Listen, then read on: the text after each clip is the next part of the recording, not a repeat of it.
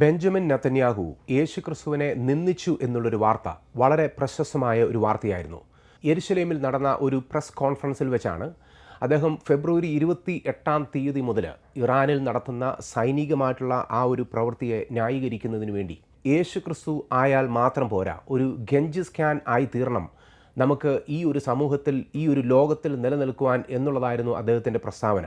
ഇത് ബെഞ്ചമിൻ നെതന്യാഹുവിൻ്റെ വ്യക്തിപരമായിട്ടുള്ള അഭിപ്രായം പോലുമല്ല. അദ്ദേഹം മറ്റൊരു വ്യക്തി, അതായത് ഒരു അമേരിക്കൻ ചരിത്രകാരനായ വിൽ ഡ്യൂറൻറ്റിൻ്റെ വാക്കുകളെ ഉദ്ധരിച്ചു എന്നുള്ളത് മാത്രമേ ഉള്ളൂ. ബെഞ്ചമിൻ നെതന്യാഹു വിൽ ഡ്യൂറൻറ്റിൻ്റെ ആ ഉദ്ധരിച്ച വാക്കുകളാണ് ഇത്. History proves that unfortunately and unhappily Jesus Christ has no advantage over Genghis Khan because if you are strong enough, ruthless enough, powerful enough, evil will overcome good. മറ്റൊരു വിധത്തിൽ പറഞ്ഞാൽ യേശുക്രിസ്തുവിൻ്റെ സമാധാന മാർഗത്തിലൂടെ പോയിട്ട് കാര്യമില്ല. എന്നാൽ നിർഭാഗ്യവശാൽ അതാണ് യാഥാർത്ഥ്യം. സമാധാന മാർഗത്തിലൂടെ പോയാൽ ഒരിക്കലും നമുക്ക് നമ്മുടെ ലക്ഷ്യത്തിലെത്തുവാൻ സാധ്യമാവുകയില്ല. ചരിത്രത്തിൽ നമ്മൾ നിലനിൽക്കണമെന്നുണ്ടെങ്കിൽ, നമ്മൾ അത് സർവൈവ് ചെയ്യണമെന്നുണ്ടെങ്കിൽ, ഗെഞ്ചിസ് ഖാൻ എന്ന് പറയുന്ന, അതായത് ഒരു ചൈനയിലെ ഒരു വിപ്ലവകാരിയായിരുന്നു, അദ്ദേഹത്തെ പോലെ യുദ്ധം ചെയ്ത് മുന്നേറണം എന്നുള്ളതായിരുന്നു. വിൽ ഡ്യൂറൻറ്റിൻ്റെ വാക്കുകളെ ബെഞ്ചമിൻ നെതന്യാഹു കടമെടുത്ത് അദ്ദേഹത്തിൻ്റെ സൈനികമായിട്ടുള്ള നീക്കങ്ങളെ ന്യായീകരിക്കുന്നതിന് വേണ്ടി പറഞ്ഞു എന്നുള്ളത് മാത്രമേ ഉള്ളൂ. ഇത് പറഞ്ഞതിൻ്റെ തൊട്ട് അടുത്ത് തന്നെ ലോക മാധ്യമങ്ങൾ മുഴുവനും ഇത് ഏറ്റെടുത്തു. എല്ലാവരും ഇസ്രയേലിനെ വെറുക്കുന്ന, ബെഞ്ചമിൻ നെതന്യാഹുവിനെ വെറുക്കുന്ന എല്ലാവരും ഇത് ബെഞ്ചമിൻ നെതന്യാഹു ക്രിസ്ത്യാനികൾക്കെതിരെ വിദ്വേഷം പറഞ്ഞു എന്നുള്ള രീതിയിൽ അതിനെ പറഞ്ഞു വരുത്തി. ഒരു കാര്യം നമ്മൾ മനസ്സിലാക്കേണ്ട കാര്യം, ബെഞ്ചമിൻ നെതന്യാഹുവിനെ സംബന്ധിച്ചിടത്തോളം, ഇസ്രയേലിനെ സംബന്ധിച്ചിടത്തോളം അവർ ഒരു ക്രൈസ്തവ വിരുദ്ധ രാജ്യമല്ല. ക്രൈസ്തവരെ കൊല്ലുന്നതിന് വേണ്ടിയോ നശിപ്പിക്കുന്നതിന് വേണ്ടിയോ അവർക്ക് സ്വാതന്ത്ര്യം ഇല്ലാതാക്കി തീർക്കുന്നതിന് വേണ്ടിയോ ഇസ്രയേൽ ഭരണകൂടം ഒന്നും ചെയ്യുന്നില്ല. അവർ ക്രിസ്ത്യാനികൾക്ക് വേണ്ടത്ര സുരക്ഷിതമായി അവരുടെ രാജ്യത്ത് പാർക്കുന്നതിന് വേണ്ടിയുള്ള എല്ലാ പ്രൊട്ടക്ഷനും എല്ലാ സംവിധാനങ്ങളും നൽകുന്ന ഒരു രാജ്യമാണ് ഇസ്രയേലും ബെഞ്ചമിൻ നെതന്യാഹുവും. ബെഞ്ചമിൻ നെതന്യാഹു പിന്നീട് വന്ന് തൻ്റെ വാക്കുകളിലൂടെ വന്ന ആ മിസ്അണ്ടർസ്റ്റാൻഡിങ്ങിനെ ക്ലിയർ ചെയ്യുന്നതിന് വേണ്ടി പത്രസമ്മേളനം വീണ്ടും അദ്ദേഹം നടത്തുകയുമുണ്ടായി, സ്റ്റേറ്റ്മെൻറ്റ് അദ്ദേഹം പറയുകയുമുണ്ടായി. ഞാൻ പറഞ്ഞതുപോലെ ബെഞ്ചമിൻ നെതന്യാഹു ക്രൈസ്തവരെ ഒരിക്കലും വെറുക്കുന്നില്ല. യേശു ക്രിസ്തുവിനെ അദ്ദേഹം തള്ളി പറയുന്നുമില്ല. യേശു ക്രിസ്തു എന്ന് പറയുന്ന ഒരു യഹൂദനെ തള്ളി പറഞ്ഞുകൊണ്ട്, അല്ലെങ്കിൽ യേശു ക്രിസ്തു ആകുന്ന ചരിത്രപുരുഷൻ യഹൂദനല്ലെന്ന് ഒന്നും ബെഞ്ചമിൻ നെതന്യാഹുവും ഇസ്രയേലും പറയുന്നില്ല. എന്നാൽ അവർ അംഗീകരിക്കാത്ത ഒരു കാര്യമേ ഉള്ളൂ, യേശു ക്രിസ്തു അവരുടെ മശിഹ അല്ല എന്നുള്ളത് തന്നെയാണ്. യേശു ക്രിസ്തു ഒരു റബ്ബിയായി അവർ സ്വീകരിക്കുന്നുണ്ട്, ഒരു യഹൂദ ടീച്ചറായി അവർ കരുതുന്നുണ്ട്. എന്നാൽ യേശു ക്രിസ്തു അവരുടെ മശിഹയല്ല. അവരെ രാഷ്ട്രീയമായി യഥാസ്ഥാപനത്തിലേക്ക് കൊണ്ടുപോകുന്ന ഒരു മശിഹയല്ല, ഒരു അനോയിൻറ്റഡ് ആയിട്ടുള്ള, പഴയ നിയമത്തിൽ പറഞ്ഞിട്ടുള്ള യോഗ്യതകൾ ഉള്ള മശിഹ അല്ല യേശു ക്രിസ്തു എന്നുള്ളതാണ് അവരുടെ ഒരു വിശ്വാസം. എന്നാൽ യേശു ക്രിസ്തു എന്ന് പറയുന്ന ചരിത്രപുരുഷനെയോ യേശു ക്രിസ്തുവിൻ്റെ യഹൂദ വേരുകളെയോ യേശു ക്രിസ്തുവിൻ്റെ പിന്നാലെ ഉണ്ടായിരുന്ന ക്രൈസ്തവരെയോ തള്ളിപ്പറയുന്നില്ല, അല്ലെങ്കിൽ അവരെ പീഡിപ്പിക്കുവാനായി അവരുടെ കരങ്ങൾ നീട്ടുന്നില്ല എന്നുള്ളത് യഹൂദ മതത്തെക്കുറിച്ച് നമ്മൾ സമ്മതിക്കേണ്ടതായിട്ടുണ്ട്. മറ്റൊരു രീതിയിൽ പറഞ്ഞാൽ, അദ്ദേഹം പറഞ്ഞ അല്ലെങ്കിൽ ഉദ്ധരിച്ച ആ ഒരു പ്രസ്താവന എന്ന് പറയുന്നത് യേശു ക്രിസ്തുവിനെ ഇകഴ്ത്തി പറയുന്നതിന് വേണ്ടിയോ ക്രിസ്ത്യാനികളെ തള്ളി പറയുന്നതിന് വേണ്ടിയുള്ള ഒരു പ്രസ്താവനയല്ല. എന്നാൽ യുദ്ധം എന്നുള്ള ആ ഒരു യാഥാർത്ഥ്യത്തെ അദ്ദേഹം ന്യായീകരിക്കുന്നതിന് വേണ്ടി അദ്ദേഹം കൂട്ടിച്ചേർത്ത ഒരു കാര്യം മാത്രമേ ഉള്ളൂ. യേശു ക്രിസ്തുവിനെ പോലെ ത്യാഗമനോഭാവത്തോടുകൂടെ ശത്രുക്കളെ സ്നേഹിച്ചുകൊണ്ട് നിന്നാൽ നമുക്കൊരിക്കലും ഒന്നും ക്യാപ്ചർ ചെയ്യുവാനോ മുന്നോട്ട് പോകുവാനോ വിജയിക്കുവാനോ സാധ്യമാവുകയില്ല. ഗെഞ്ചിസ് ഖാൻ എന്ന് പറയുന്ന ചൈനീസ് വിപ്ലവകാരിയെ പോലെ നമ്മൾ ഈ ദിവസങ്ങളിൽ നമ്മൾ പോയി പിടിച്ചടക്കുക തന്നെ വേണം എന്ന് അദ്ദേഹം പറഞ്ഞതിലൂടെ അദ്ദേഹത്തിൻ്റെ പ്രവർത്തനങ്ങളെ ന്യായീകരിക്കുക മാത്രമാണ് ചെയ്തത്. അതുതന്നെയാണ് യഹൂദന്മാർക്കും ബെഞ്ചമിൻ നെതന്യാഹുവിനും ക്രൈസ്തവ ആശയങ്ങളെ ഉൾക്കൊള്ളുവാൻ സാധ്യമാകാത്ത രീതിയിൽ അവർ തളർന്നു പോകുന്നതിൻ്റെ കാരണവും അതുതന്നെയാണ്. അതിനെ അപ്പോസ്തലനായ പൗലോസ്, യഹൂദന്മാരിൽ യഹൂദൻ എന്ന് വിളിക്കുന്ന അപ്പോസ്തലനായ പൗലോസ് തന്നെ അതിനെ വിവരിക്കുന്നുണ്ട്. യേശു ക്രിസ്തുവിൻ്റെ ഈ ത്യാഗത്തിൻ്റെ സുവിശേഷം അത് യേശു ക്രിസ്തു യഹൂദന്മാരോടും ജാതികളോടും അത് പറയുകയും അത് പ്രസംഗിക്കുകയും ചെയ്ത സമയത്ത്, ആ സ്നേഹം യേശു ക്രിസ്തു ലോകത്തോട് കാണിച്ചു കൊടുക്കുകയും ചെയ്ത സമയത്ത്, ഈ പ്രസംഗം അല്ലെങ്കിൽ ഈ സന്ദേശം പ്രസംഗിക്കപ്പെട്ട സമയത്ത്, കൊരിന്ത്യർക്കെഴുതിയ 1-ാം ലേഖനം അതിൻ്റെ 1-ാം അധ്യായം അതിൻ്റെ 23-ാമത്തെ വാക്യത്തിൽ ഇങ്ങനെയാണ് പറയുന്നത്: ഞങ്ങളോ ക്രൂശിക്കപ്പെട്ട ക്രിസ്തുവിനെ പ്രസംഗിക്കുന്നു. യഹൂദന്മാർക്ക് അതൊരു ഇടർച്ചയും ജാതികൾക്ക് ഭോഷത്വവുമെങ്കിലും യഹൂദന്മാരാകട്ടെ യവനന്മാരാകട്ടെ വിളിക്കപ്പെട്ട ഏവർക്കും ദൈവശക്തിയും ദൈവജ്ഞാനവുമായ ക്രിസ്തുവിനെ തന്നെ. ഇവിടെ യേശുക്രിസ്തുവിൻ്റെ സുവിശേഷം ആദ്യം പ്രസംഗിച്ച സമയത്ത് തന്നെ യഹൂദന്മാർക്ക് അതൊരു ഇടർച്ചയായി തീർന്നു എന്നുള്ളത് തന്നെയാണ് നമ്മൾ മനസ്സിലാക്കുന്നത്. ഇടർച്ച അല്ലെങ്കിൽ ഒരു സ്റ്റംബ്ലിംഗ് ബ്ലോക്ക്. അവരുടെ ആത്മീയത യേശുക്രിസ്തുവിൻ്റെ സ്നേഹത്തിലും യേശുക്രിസ്തുവിൻ്റെ ജീവിതത്തിലും തട്ടി അവർ വീണു എന്നുള്ളത് തന്നെയാണ്. അതുകൊണ്ട് തന്നെ യേശുക്രിസ്തുവിനെ അംഗീകരിക്കാതെ യേശുക്രിസ്തുവിനെ ക്രൂശീകരിക്കുന്നതിന് വേണ്ടി അവർ മുന്നിൽ നിന്നു എന്നുള്ളതും നമ്മൾ മനസ്സിലാക്കുന്നുണ്ട്. യേശുക്രിസ്തുവിൻ്റെ ഈ സുവിശേഷം യഹൂദന്മാരെ സംബന്ധിച്ചിടത്തോളം അത് അവർക്കൊരു ഭോഷത്വമായിരുന്നു.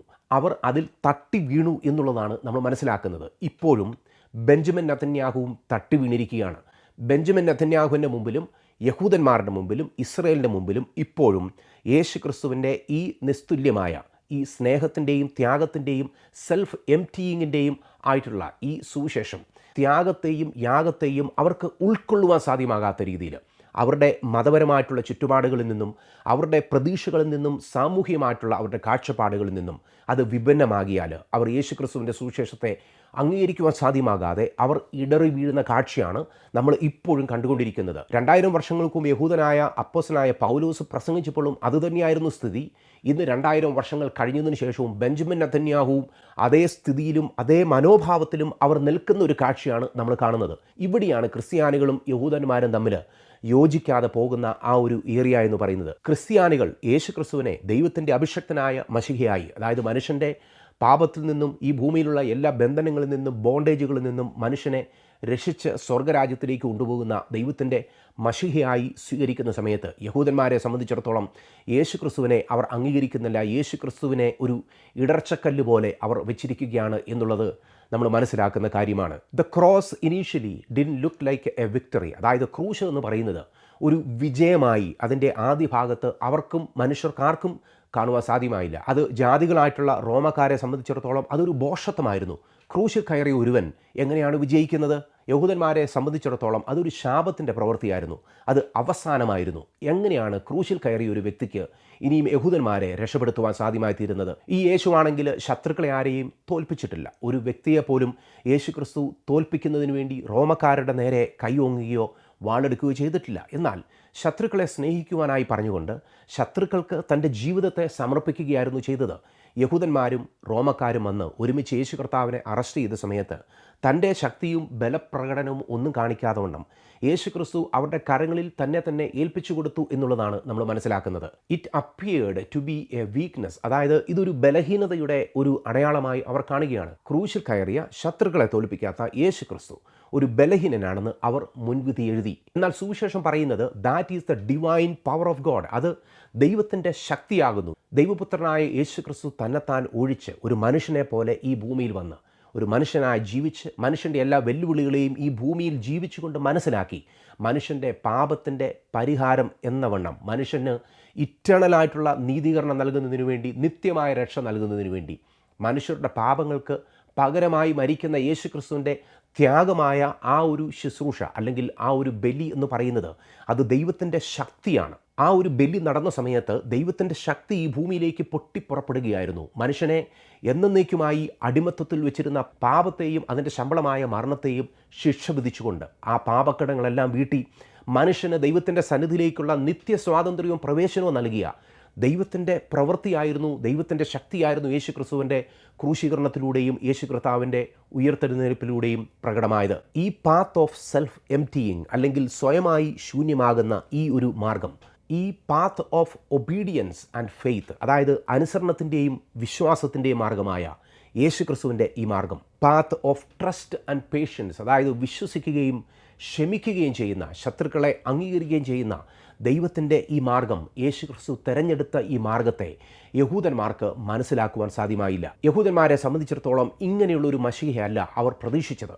അവരുടെ ടെമ്പററി ആയിട്ടുള്ള അവരുടെ മുൻപിലുള്ള ശത്രുക്കളെ ഇപ്പോൾ തന്നെ കീഴടക്കുന്ന ഒരു മശീഹയായിരുന്നു അവർ പ്രതീക്ഷിച്ചത്. എന്നാൽ യേശുക്രിസ്തു ചെയ്ത ശുശ്രൂഷ എന്ന് പറയുന്നത് മനുഷ്യനെ പരിപൂർണമായും നിത്യമായും തടവറയിലാക്കുന്ന, മരണത്തെയും പാതാളത്തെയും തൻ്റെ സ്വയത്യാഗത്തിലൂടെ തോൽപ്പിച്ച് മനുഷ്യനെ ദൈവസന്നിധിയിൽ നീതീകരിക്കുക എന്നുള്ള ദൈവത്തിൻ്റെ നിത്യമായിട്ടുള്ള അഭിഷക്തൻ്റെ ശുശ്രൂഷയായിരുന്നു യേശു കർത്താവ് ചെയ്തത്. യേശു കർത്താവിൻ്റെ ഈ ശുശ്രൂഷയെ യഹൂദന്മാർ ഉൾക്കൊണ്ടേ ഇല്ല എന്നുള്ളത് തന്നെയാണ് നമ്മൾ മനസ്സിലാക്കുന്നത്. ബെഞ്ചമിൻ നെതന്യാഹു ഇപ്പോഴും തട്ടി വീഴുകയാണ്. യഹൂദൻ ഇപ്പോഴും തട്ടിവീഴുകയാണ്. എന്നാൽ അവർ തന്നെ ബഹുമാനിക്കുന്ന പഴയ നിയമത്തിലേക്ക് ഒന്ന് തിരിഞ്ഞു നോക്കിയാൽ മാത്രം മതി ഈ ഒരു പാത തുടർന്ന അല്ലെങ്കിൽ പിന്തുടർന്ന ദൈവത്തിന് പരിപൂർണമായും ആശ്രയം നൽകിയ എത്രയോ മഹാന്മാരായിരുന്നു പഴയ നിയമത്തിലെ യുദ്ധം അവർക്ക് വേണ്ടി ജയിച്ചത്. ഇസ്രായേൽ പഴയ നിയമത്തിൽ ജയിച്ച യുദ്ധങ്ങളെല്ലാം വാളുകൊണ്ടും കുന്തം കൊണ്ടും ആയിരുന്നില്ല. അതിന് പ്രധാനപ്പെട്ട തെളിവാണ് ദാവീദിൻ്റെയും ഗോലിയാത്തിൻ്റെയും ആ ഒരു യുദ്ധം എന്ന് പറയുന്നത് തന്നെ. ഇസ്രായേലിൻ്റെ എക്കാലത്തെയും ഗോൾഡൻ കിങ് ആയ ദാവീദ് തൻ്റെ ആ ഒരു ചെറുപ്പകാലത്ത് ഗോലിയാത്ത് എന്ന് പറയുന്ന വലിയ ഫെലിസ്ത്യ മല്ലനെ കൊന്നത് ഒരിക്കലും തൻ്റെ സ്വന്തം ശക്തി കൊണ്ട് മാത്രമായിരുന്നില്ല. അദ്ദേഹം ഒരു കവണയും കല്ലുമായി ആ ഗോലിയാത്ത് എന്ന് പറയുന്ന ആ ഒരു വലിയ ശത്രുവിൻ്റെ മുൻപിൽ വന്നത് ദൈവമായ യഹോവയുടെ നാമത്തിൽ മാത്രമായിരുന്നു എന്നുള്ളത് വിശുദ്ധ വേദപുസ്തകത്തിൽ നിന്ന് നമ്മൾ മനസ്സിലാക്കുന്നു. ഇസ്രായേൽ മറന്നുപോയ ഒരു കാര്യവുമാണ്. ആധുനിക ഇസ്രായേലും പുരാതന ഇസ്രായേലും മറന്നുപോയ ഒരു കാര്യം തന്നെയാണ്. ആ കാര്യം അത് ഇങ്ങനെയാണ്. 1 ശമൂവേൽ 11:47 അവരോട് ദൈവം പറയുന്നൊരു കാര്യമുണ്ട്. യഹോവ വാൾ കൊണ്ടും കുന്തം കൊണ്ടുമല്ല രക്ഷിക്കുന്നത് എന്ന് ഈ സംഘമെല്ലാം അറിയുവാൻ ഇടവരും. യുദ്ധം യഹോവയ്ക്കുള്ളത്, അവൻ നിങ്ങളെ ഞങ്ങളുടെ കയ്യിൽ ഏൽപ്പിച്ചു തരും. ഇങ്ങനെയായിരുന്നു അക്കാലത്തെ രാജാക്കന്മാർ പരിപൂർണമായും ദൈവത്തിൽ ആശ്രയം വെച്ചുകൊണ്ടിരുന്നത്. ഇപ്പോഴത്തെ മോഡേൺ ഇസ്രായേൽ ആശ്രയിക്കുന്നത് പോലെ അവരുടെ മിസൈലുകളിലോ അവരുടെ ആയുധങ്ങളിലോ അവരുടെ സാങ്കേതിക വിദ്യയിലോ ആയിരുന്നില്ല അവർ ആ കാലത്ത് ആശ്രയിച്ചിരുന്നത്. അവർ പരിപൂർണമായും ദൈവത്തിൽ ആശ്രയിച്ചുകൊണ്ടായിരുന്നു അവരുടെ യുദ്ധങ്ങളിൽ മുന്നേറിയത്. ഗിദെയോൻ എന്ന് പറയുന്ന ഒരു ന്യായാധിപൻ മിദ്യാന്യർ എന്ന് പറയുന്ന ഒരു ശത്രു സൈന്യം അവരെ മുഴുവനും കീഴടക്കിയ സമയത്ത്, അവരെ നേരിടുന്നതിന് വേണ്ടി പോയ സമയത്ത് ഏകദേശം 32,000 പേരുള്ള ഒരു വലിയ സംഘവുമായിട്ടായിരുന്നു അദ്ദേഹം പോയത്. എന്നാൽ ദൈവം അവരോട് പറഞ്ഞു, ഈ 32,000 പേരുമായി നീ പോയി നിങ്ങളുടെ സ്വന്തം ശക്തി കൊണ്ട് നിങ്ങൾ ശത്രുവിനെ കീഴടക്കി എന്ന് പറയാതിരിക്കുന്നതിന് വേണ്ടി ദൈവം അതിനെ ഫിൽട്ടർ ചെയ്ത് ഏറ്റവും അവസാനം വെറും 300 പേരുമായി മാത്രം പോയാണ് 10,000 വരുന്ന മിദ്യാന്യ സംഘത്തെ ഗിദെയോനും തൻ്റെ സംഘവും കീഴടക്കിയത് എന്നുള്ളത് വിശുദ്ധ വേദപുസ്തകത്തിൽ നിന്ന് നമ്മൾ മനസ്സിലാക്കുന്ന കാര്യമാണ്. സങ്കീർത്തന പുസ്തകം 20-7 വാക്യത്തിൽ ഇങ്ങനെയാണ് പറയുന്നത്, ചിലർ രഥങ്ങളിലും ചിലർ കുതിരകളിലും ആശ്രയിക്കുന്നു, ഞങ്ങളോ ഞങ്ങളുടെ ദൈവമായ യഹോവയുടെ നാമത്തെ കീർത്തിക്കും. ഇവിടെ ഇസ്രായേൽ അവരുടെ ചരിത്രത്തിൽ അവർ മനസ്സിലാക്കിയ പ്രധാനപ്പെട്ട കാര്യമെന്ന് പറയുന്നത് യുദ്ധം യഹോവയ്ക്കുള്ളത് മാത്രമാണ്. യുദ്ധത്തിൻ്റെ വിജയം ദൈവം തരുന്നതാണ്. അവരുടെ രഥം കൊണ്ടോ കുന്തം കൊണ്ടോ ശത്രുക്കളെക്കാൾ കൂടിയ ആൾബലം കൊണ്ടോ അല്ല അവരുടെ യുദ്ധങ്ങൾ അവർ ജയിക്കുന്നത്. അവർ പരിപൂർണമായും യുദ്ധം ദൈവത്തിന് കൈമാറി. എന്നാൽ ചില സമയങ്ങളിൽ പഴയ നിയമത്തിൽ തന്നെ അവരുടെ സ്വന്തം ശക്തിയിൽ ആശ്രയിച്ചു പോയ പല യുദ്ധങ്ങളും അവർ പരാജയപ്പെട്ടു എന്നുള്ളത് നമ്മൾ മനസ്സിലാക്കുന്നു. അപ്പോൾ ചുരുക്കമായി കാര്യങ്ങൾ പറയുകയാണെങ്കിൽ ബെഞ്ചമിൻ നെതന്യാഹുവും ഇസ്രയേലും യഹൂദന്മാരും ക്രിസ്ത്യാനികൾക്ക് എതിരല്ല. ക്രിസ്ത്യാനികൾക്കെതിരെ അവർ സൈനിക നീക്കം നടത്തുന്നില്ല. ക്രിസ്ത്യാനികൾ അവരുടെ ശത്രുക്കളാണെന്ന് പറയുകയുമില്ല. അവർ ആകെ കൂടെ ക്രിസ്ത്യാനികളുടെ ആ ഒരു വിശ്വാസ പ്രമാണത്തിൽ അംഗീകരിക്കാത്ത കാര്യം എന്ന് പറയുന്നത് യേശു ക്രിസ്തു ദൈവത്തോട് തുല്യനായ ദൈവപുത്രനാണെന്ന് അവർ വിശ്വസിക്കുന്നില്ല. യേശു ക്രിസ്തു ദൈവത്തിൻ്റെ അഭിഷക്തനാണെന്നും അവർ വിശ്വസിക്കുന്നില്ല. യേശു ക്രിസ്തു യഹൂദനാണ്, എന്നാൽ യഹൂദന്മാരുടെ മശിഹ അല്ല താനും. അവരുടെ ഈ മത്സര മനോഭാവമാണ് അവർ സ്ട്രഗിൾ ചെയ്യുന്നതിൻ്റെ പുറകിലുള്ള ഏറ്റവും പ്രധാനപ്പെട്ട കാര്യം എന്ന് പറയുന്നത്. അവരോട് ദൈവത്തിൻ്റെ ആത്മാവ് പല പ്രാവശ്യം പറഞ്ഞ് മനസ്സിലാക്കിയിട്ടുള്ള കാര്യം തന്നെയാണ്. ബെഞ്ചമിൻ നെതന്യാഹു പറഞ്ഞ ആ ഒരു കാര്യം തിരുത്തി പറയേണ്ടത് തന്നെയാണ്. യേശു ക്രിസ്തുവിനെ പോലെ ആയാൽ കാര്യം നടക്കുകയില്ല. ഖെഞ്ചിസ് ഖാനെ പോലെ ആയെങ്കിൽ മാത്രമേ ശത്രുക്കളെ തോൽപ്പിക്കുവാൻ പറ്റുകയുള്ളൂ എന്ന്. എന്നാൽ ബെഞ്ചമിൻ നെതന്യാഹു മനസ്സിലാക്കേണ്ട കാര്യം ഇതുതന്നെയാണ്. യേശു ക്രിസ്തുവിനെ പോലെ ആയേ പറ്റൂ. കാരണം നമ്മളുടെ രാജാവായിരുന്ന ദാവീദും നമ്മളുടെ ന്യായാധിപനായിരുന്ന ഗിദെയോനും അങ്ങനെ എത്രയോ നേതാക്കന്മാർ രാജ്യങ്ങൾ പിടിച്ചടക്കിയത് അവരുടെ വാളിൻ്റെയും പരിചയുടെയും കുന്തത്തിൻ്റെയും ശക്തി കൊണ്ടല്ല. അവർ പിടിച്ചടക്കിയത് ദൈവത്തിൻ്റെ ശക്തി കൊണ്ടാണ്, ദൈവത്തിൻ്റെ പരിപാലനം കൊണ്ടാണ്, ദൈവത്തിൻ്റെ ഭുജത്തിൻ്റെ ശക്തി കൊണ്ടാണെന്ന് ബെഞ്ചമിൻ നെതന്യാഹുവും ഇസ്രയേലും യഹൂദന്മാരും എപ്പോൾ മനസ്സിലാക്കുന്നുവോ അന്ന് അവർക്ക് ദൈവത്തിൻ്റെ സന്നിധിയിൽ നിന്ന് രക്ഷയുണ്ടാകും. നമ്മുടെ വ്യക്തിപരമായിട്ടുള്ള ജീവിതത്തിലും നമ്മൾ മനസ്സിലാക്കേണ്ട ഒരു പ്രധാനപ്പെട്ട കാര്യമാണ്, ഇത്രയും യുദ്ധങ്ങളും ഇത്രയും പ്രശ്നങ്ങളും ഇത്രയും ആക്രമണങ്ങളുമൊക്കെ ഈ ഭൂമിയിൽ നടക്കുന്ന സമയത്ത് നമ്മുടെ മനസ്സിലും നമ്മൾ പലപ്പോഴും തോന്നും, അതെ നമുക്കും ഒന്ന് വാളെടുത്താലോ, നമുക്കും നമ്മുടെ നാവ് എടുത്താലോ, നമുക്കും നമ്മുടെ ശക്തി ഒന്നെടുത്താലോ എന്ന് തോന്നുന്ന സമയത്ത് ദൈവത്തിൻ്റെ വചനം സഖറിയ പ്രവാചകന്റെ പുസ്തകം 4-ാം അധ്യായം അതിൻ്റെ 6-ാമത്തെ വാക്യത്തിലൂടെ നമ്മളോട് പറയുന്നത് പോലെ സൈന്യത്താലെയല്ല ശക്തിയാലെയല്ല എൻ്റെ ആത്മാവിനാൽ തന്നെയെന്ന് സൈന്യങ്ങളുടെ ദൈവമായ യഹോവ അരുളി ചെയ്യുന്നു. നമ്മുടെ ജീവിതത്തിലും ഒരു യുദ്ധമുണ്ടെങ്കിൽ നമ്മൾ വാളെടുത്തല്ല അത് ചെയ്യേണ്ടത്. നമ്മൾ ചെയ്യേണ്ടത് ദൈവത്തിൻ്റെ സമയത്തിനു വേണ്ടി കാത്തിരുന്ന് ദൈവത്തിൻ്റെ ആത്മാവിനാൽ നിറഞ്ഞ് ദൈവത്തിൻ്റെ ആത്മാവ് നമുക്ക് നൽകുന്ന ഗൈഡൻസോടുകൂടെ, സ്വയത്യാഗത്തോടുകൂടെ, ഒബീഡിയൻസോടുകൂടെ, ട്രസ്റ്റോടുകൂടെ, വിശ്വാസത്തോടുകൂടെ ദൈവത്തിൻ്റെ സന്നിധിയിൽ നമ്മുടെ ജീവിതത്തെ സമർപ്പിച്ചാൽ മാത്രമേ നമുക്ക് യുദ്ധങ്ങളിൽ നിന്നും വിടുതലും വിജയങ്ങളും ഉണ്ടാവുകയുള്ളൂ.